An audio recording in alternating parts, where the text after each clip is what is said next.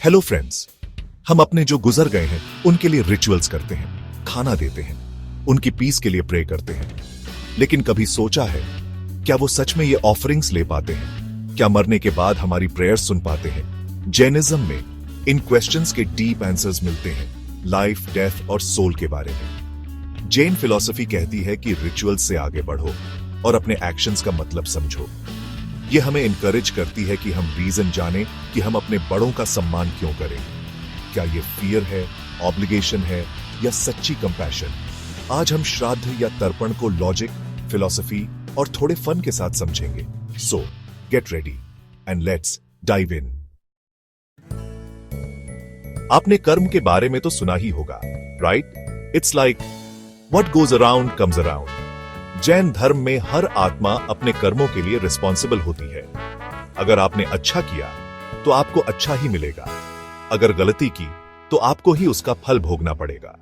No shortcuts, no passing the buck. अब सवाल यह है कि अगर कर्म पर्सनल है तो कौआ या गाय को खिलाने से पूर्वजों को कैसे हेल्प मिल सकती है? Think about it. मरने के बाद आत्मा नहीं भटकती। According to Jain philosophy, the soul takes rebirth within just a few moments, literally faster than the blink of an eye.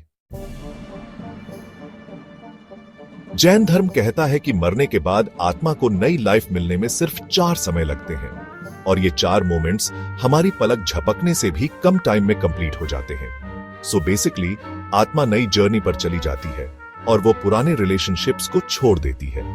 Imagine this, अगर आपके पिता मरकर आपके घर में ही नए रूप में पैदा हो गए तो क्या वो अभी भी पिता हैं या अब आपके बेटे? Confusing, right? इसलिए पिछले जन्म के रिश्तों का कोई कनेक्शन नहीं रहता। अब बात करते हैं श्राद्ध और तर्पण की। कहते हैं कि पितरों की आत्माएं कौवे, कुत्ते या गाय में एंटर करके खाना खाती हैं। बट वेट, अगर आत्मा नए शरीर में पैदा हो चुकी है तो वो कैसे वापस आ सकती है?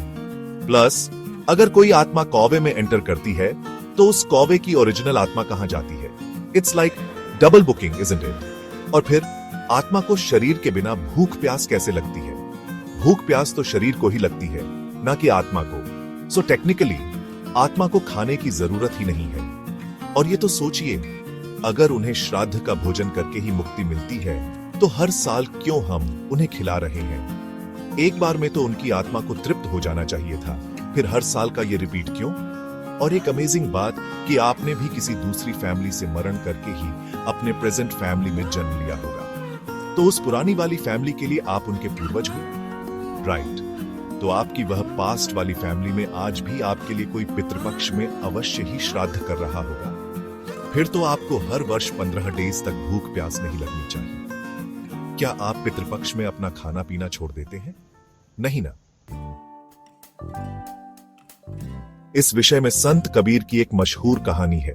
एक बार गुरु रामानंद ने कबीर से कहा, हे कबीर, आज श्राद्ध का दिन है और पितरों के लिए खीर बनानी है। आप जाइए, पितरों की खीर के लिए दूध ले आइए।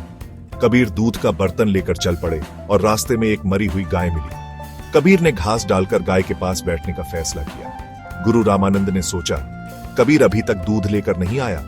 कबीर से पूछा, तू दूध क्यों नहीं लाया? कबीर बोले, स्वामी जी, ये गाय पहले घास खाएगी तभी तो दूध देगी।